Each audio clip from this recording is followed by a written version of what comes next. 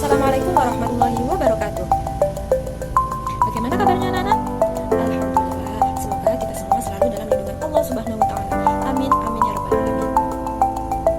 Untuk memulai materi, mari kita berdoa bersama-sama agar kita mendapatkan keberkahan dan manfaat dari ilmu yang nanti kita pelajari. Kita berdoa bersama-sama. Bismillahirrahmanirrahim. Raditu billahi rabba wa bil islami dina wa bi Muhammadin nabiyyan wa rasula. Rabbi zidni ilma warzuqni fahma. Amin ya rabbal alamin. Baik, terima kasih. Baik anak-anak, sebelum materi kita mulai, kalian apakah sudah mengetahui apa materi yang akan dipelajari hari ini? Benar, kita akan mempelajari tentang sujud. Seperti minggu-minggu kemarin kita sudah membahas tentang sholat, di mana dalam sholat itu ada salah satu rukun sholat yang itu namanya sujud. Tapi di sini guru akan menjelaskan mengenai sujud syukur, sujud sahwi, dan sujud tilawah. Apa sih dari ketiganya itu? Kita lihat. Selanjutnya, guru akan menampilkan 3 gambar yang berkaitan dengan materi hari ini. Yang pertama, gambar beberapa orang yang lagi menunaikan ibadah sholat. Lalu ada tulisan alhamdulillah atau ucapan rasa syukur. Gambar yang kedua, ada seorang laki-laki yang lagi menunaikan ibadah sholat, yaitu ketika sujud ada gambar yang lagi berpikir atau mungkin ragu akan sholatnya. Yang ketiga, ada gambar anak laki-laki lagi menunaikan ibadah sholat, lalu di belakangnya ada teman-temannya yang lagi ngaji atau membaca Al-Quran. Tujuan pembelajaran hari ini yang pertama memahami makna sujud syukur, sujud sahwi, dan sujud tilawah. Yang kedua, mengetahui bagaimana tata cara untuk melaksanakan sujud syukur, sujud sahwi, dan sujud tilawah. Dan yang ketiga, mengetahui apa hikmah dari melaksanakan sujud sahwi, sujud syukur, dan sujud tilawah.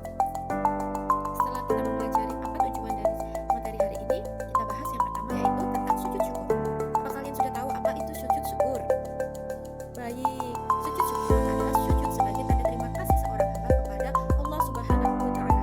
Poin yang kedua, sujud syukur bisa dikarenakan seseorang lagi mendapatkan kabar gembira, kenikmatan, ataupun terhindar dari sebuah musibah.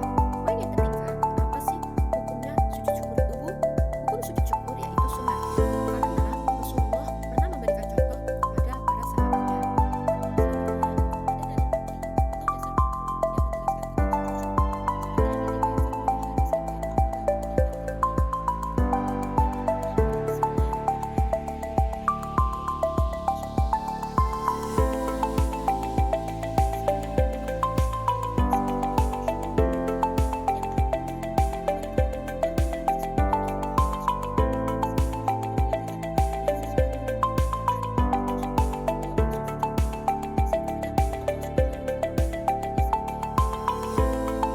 Contoh peristiwa dilakukannya sujud syukur. Yang pertama, ketika seseorang itu mendapatkan kabar baik atau menyenangkan baik dari orang tua, sahabat, teman, atau lingkungan sekitar. Poin yang kedua, mendapatkan nilai baik atau naik kelas ataupun dinyatakan lulus dari ujian. Yang ketiga, mendapatkan penghargaan, misalnya penghargaan dari olimpiade atau lagi bertanding seperti itu. Poin yang terakhir, mendapatkan beasiswa atau diterima sekolah favorit yang kalian inginkan. Maka kalian akan melakukan sujud syukur. Selanjutnya, bagaimana sih Bu untuk melakukan sujud syukur itu? Guru menjelaskan dalam slide ini tata cara sujud syukur. Yang pertama, menghadap kiblat. Yang kedua, dalam hati kita menyatakan nawaitu sujudu syukri lillahi ta'ala. Yang ketiga, mengucapkan takbiratul ihram. Yang keempat, langsung sujud sekali. Saat sujud itu kalian bisa membaca subhanallah walhamdulillah wa la ilaha illallah wallahu akbar. Jika seseorang sudah melakukan sujud syukur, maka hikmah yang akan didapat dalam melakukan sujud syukur yang pertama, meningkatkan diri bahwa semuanya itu nikmat atau keselamatan berasal dari Allah Subhanahu wa taala. Yang kedua, menghilangkan sifat sombong dan takabur. Apa kalian tahu apa itu takabur? Takabur adalah menjunjung tinggi dirinya atau membanding-bandingkan dengan orang lain.